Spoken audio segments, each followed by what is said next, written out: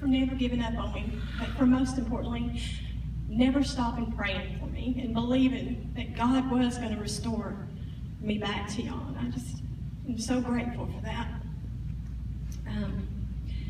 My name is Angie. I'm 41 years old. I'm from Camden, Arkansas.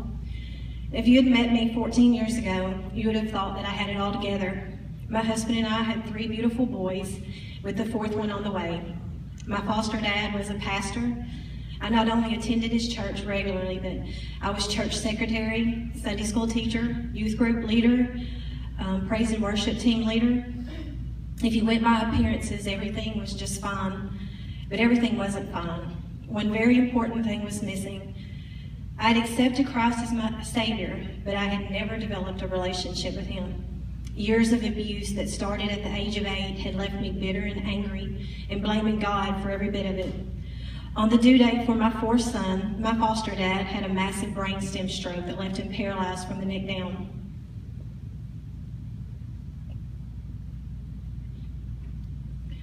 Trauma from an emergency tracheotomy left him completely without a voice. 2 months later, my husband walked away from me and our family. And at that point, I walked away from God, and I had absolutely no intention of looking back.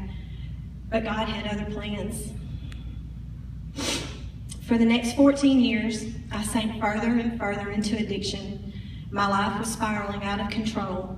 Yet no matter how far I ran from God, He was always right there with me, protecting me, waiting on me to realize my need for Him. On February the 14th of 2014, when I had finally hit my rock bottom, I called out to God and I told Him that I would rather die than live one more day in my addiction. 2 days later, I was arrested, and a month and a half later, I arrived here at the challenge, broken and scared. Not only was I broken and scared, but I had already accepted the role that Satan had given me as a victim. And I felt I had a right to wallow in self-pity, and I wanted other people to feel sorry for me as well. I was very ungrateful. I was negative. And in July of last year, I'd been here about 4 months. We watched Louis Giglio's How Great Is Our God, and I sat on the second row on the last seat, and I cried the whole way through, feeling sorry for myself because my plate had less food on it than one of the other girls at my table. And Amber stopped me over there at the house when we got back, and she got up in my face and she told me that I was negative and I was a complainer, and I'd been here long enough that I knew better, and that if I didn't stop, I was going to get a discipline. And I was so hurt, once again, that she had said those things to me. But then I went to my friends, went to Ches, and she said I was a complainer. And Ches said, well, you are, but I love you anyway. And I began to evaluate the things that I said and the words that came out of my mouth, and I realized that words are like things you put on the internet. Once you speak them, you can never get them back. And negativity breeds negativity. And I began to be very cautious of the things that I said, and I remember my whole life, my foster dad used to tell me, baby girl, life and death is in the power of the tongue. And then you don't realize that life and death is in the power of the tongue, you're never going to get it. And at that moment, I started to make the right choices. And I realized that every day, everything that you do and everything that you say is a choice. Are you going to choose life, or are you going to choose death? And I chose life.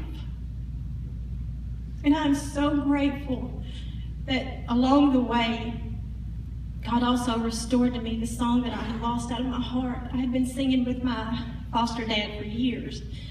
And when he lost his voice, I mourned his death like it was a person. And I just quit singing. I threw my hands up and I said, I'm not doing it anymore, God. You can't make me. I'm not doing it. And He restored the joy back to my life, and He restored the song back to my heart.